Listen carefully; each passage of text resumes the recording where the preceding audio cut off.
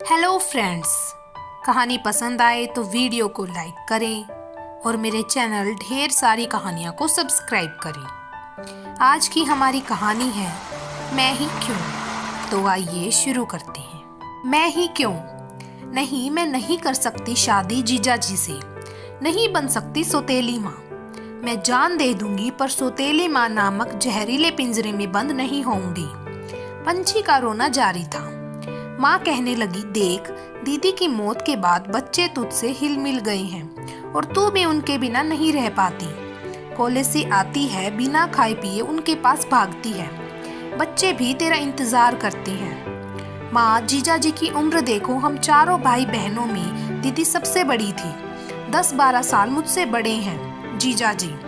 अभी मैं सिर्फ 19 साल की हूँ। अभी मेरी शादी की उम्र ही नहीं हुई और मैं 2 बच्चों की माँ कैसे बनूं?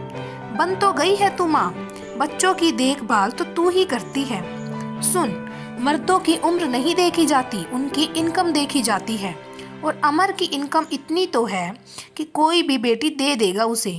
और अभी उसकी उम्र ही कितनी हुई है, बेचारा कैसे जिंदगी काटेगा? मात्र 32 का है वो। ओह बेचारा, कैसे जिंदगी काटेगा, इसकी चिंता है आपको। पर एक्सीडेंट में दीदी के साथ भैया की भी मौत हुई है। भाभी की शादी छोटे भैया से क्यों नहीं करवा देती? मात्र 22 साल की है वो।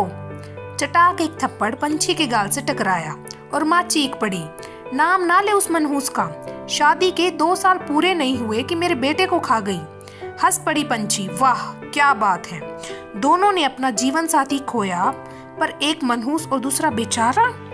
और तो और आपने तो हद कर दी। जब भाभी के पिताजी ने कहा कि मैं सुमन की दूसरी शादी करूंगा, तो आपने शानू को भाभी से छीन लिया। माँ, शानू ने भी पिता खोया है और आपने उसकी माँ भी छीन ली।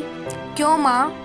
तुझसे बहस नहीं कर सकती, तुझे अमर से शादी करनी ही होगी, नहीं तो बच्चों को सौतेली माँ का कष्ट सहना पड़ेगा। ओह, तो आपका कहना है शादी बाद में मौसी ही रहूंगी?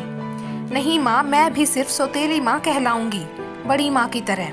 वो भी तो मौसी है अमन भैया की। पर वो कभी धोखे से भी अमन भैया को टोक दे। राहुल का पक्ष लेते हुए तुरंत आप ही कहती हैं, सौतेली माँ सौतेली ही रहेगी, चाहे मौसी ही क्यों ना हो। आप क्या, सारी दुनिया कहती है ये बात। फिर मैं क्यों सौतेली माँ के पिंजरे में बंद हूँ? नहीं बन सकती मैं सौतेली माँ। देख, शादी तो तुझे करनी ही होगी। ठीक है, कर लूंगी, पर एक शर्त पर। अगर मैं सौतेली माँ के पिंजरे में जाऊंगी तो भाभी की भी शादी आपको छोटे भैया से करनी होगी। उन्हें भी सौतेले पिता का पिंजरा दो। कहकर पंछी घर से बाहर निकल जाती है शानू के लिए सेहरा लाने। समाप्त। आप लोगों को कहानी कैसी लगी कमेंट बॉक्स में अपनी राय साझा करें।